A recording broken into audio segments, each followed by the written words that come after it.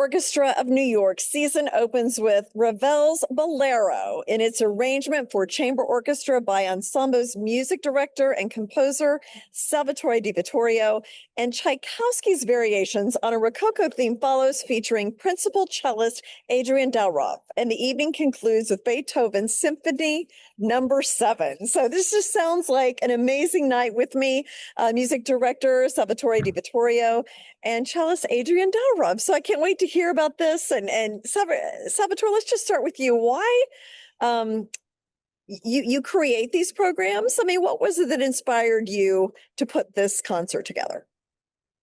Well, we actually started with a slightly different program.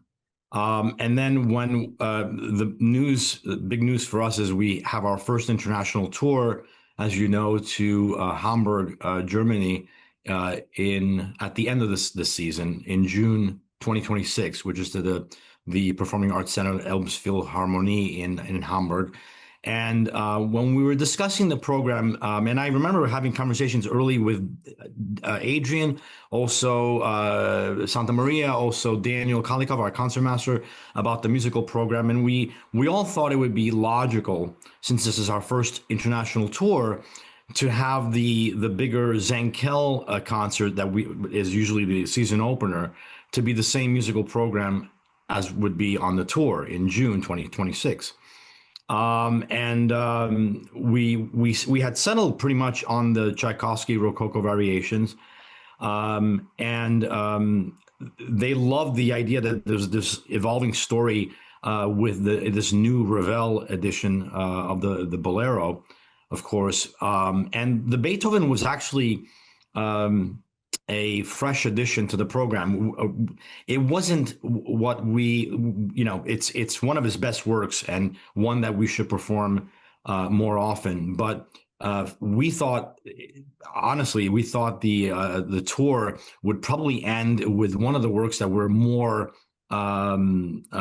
familiar with, probably a large work of Respighi, because everyone recognizes us abroad as the Respighi Orchestra. They sometimes say that, the Respighi Chamber Orchestra because of the Naxos recordings.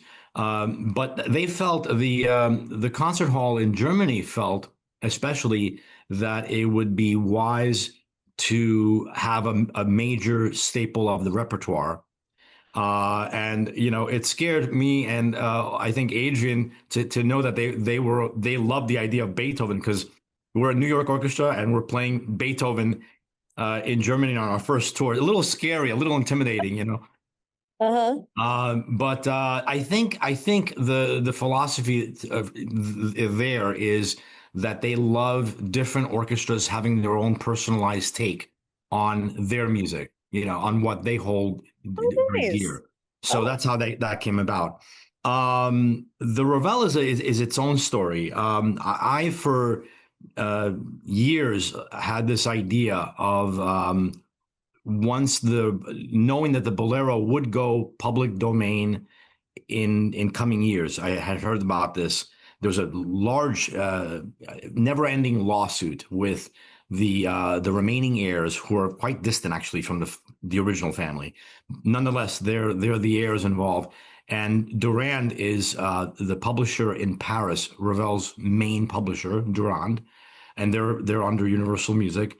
And I was waiting for this to go public domain. When it did, I presented the idea to my publishers, which is Pana Studio in Palermo, and then the big Italian publisher Casa Ricordi in Milan.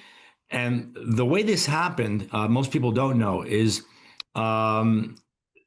both Durand and Casa Ricordi are under now Universal Music. So when I chatted with my contacts at Casa Ricordi in Milan, Italy, they said, aspetta, let's first make sure they love the idea. They know what I do, and they know my history, and all my works I have like over 40 orchestral works with them now. So they know what I do, and with Respighi, and they have all of the Respighi editions. So they were very confident, but nonetheless, they wanted to be sure that Durand, Ravel's main publisher, would love the idea. So I had a number of Zoom meetings with the executive director and the main rental director of Durand in Paris, and they love the idea. As a matter of fact, this may lead to other Ravel large works, which I may have to would be reducing.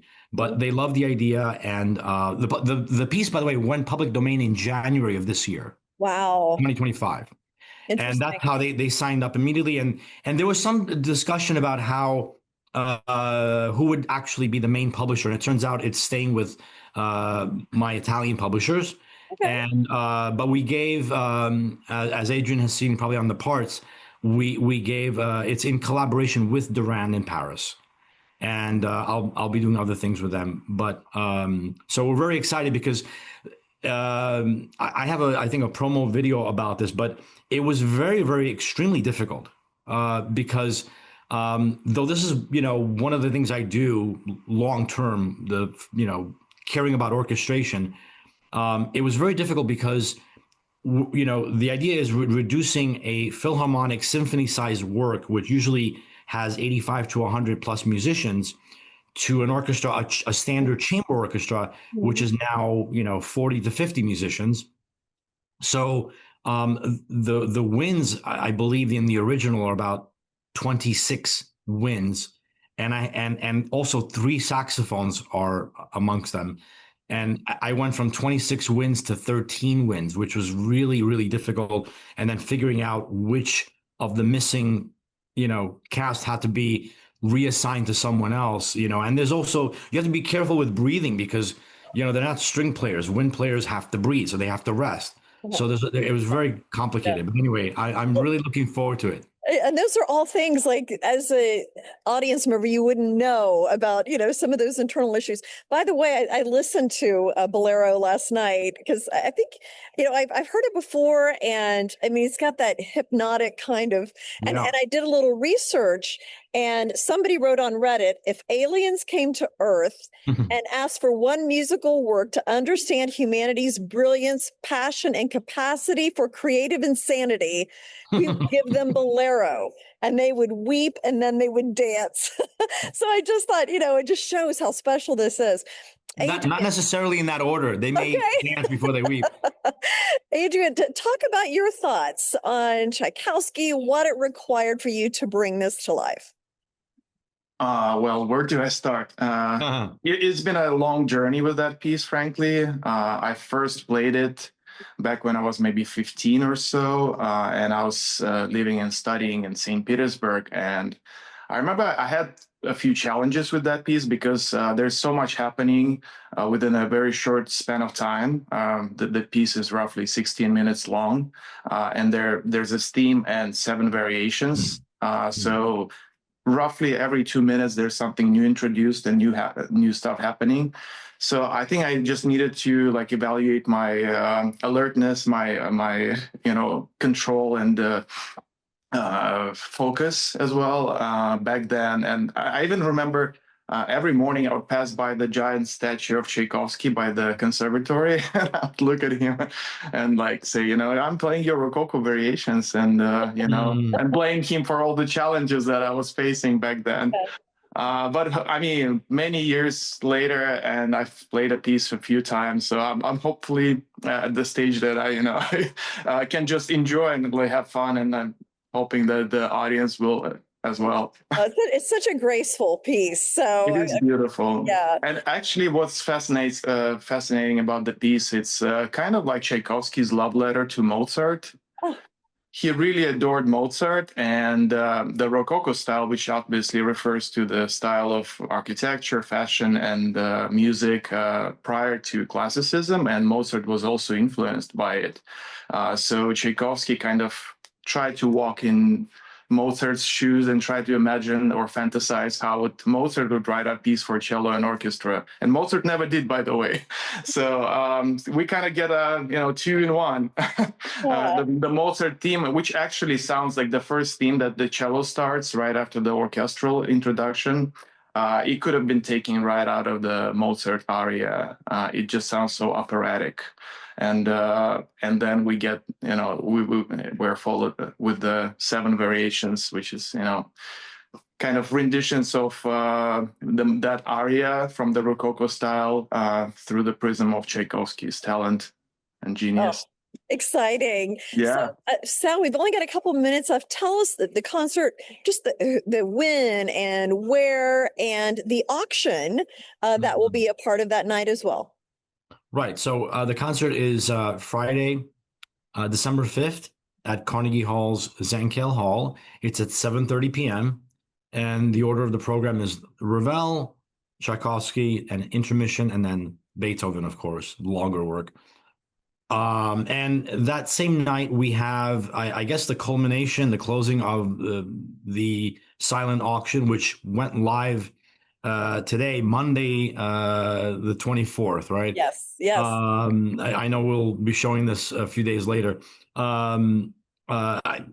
It's great. We have a number of items up for bid, and they're very different. You know, everything from lunch with the maestro to I think you're doing an interview, Jane, and there are a handful of different things.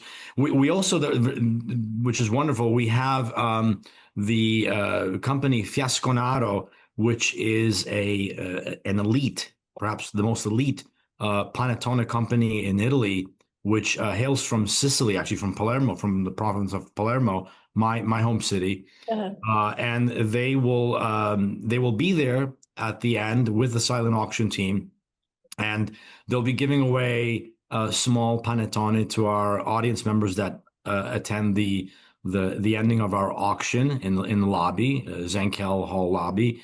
And I believe one of the items actually is now their Dolce Gabbana tin with the panettone. Yeah, those are large, really pretty. Yes, which are very famous. And the connection we made is, they're partnered. They've partnered with Dolce Gabbana for years, and we were commissioned by Dolce Gabbana years ago. We had a production at Lincoln Center. I think it was 2018.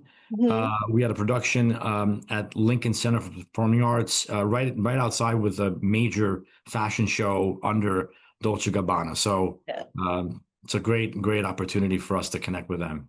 Well, if anyone wants to take a look at the auction items, biddingforgood.com, and you can just search under Chamber Orchestra of New York, and you can see all the items there. And I'm just looking forward to the concert. I think it sounds lovely and a great way to spend the holiday. So thank you so much, Salvatore and Adrian. Thank you. See you all there. See you soon.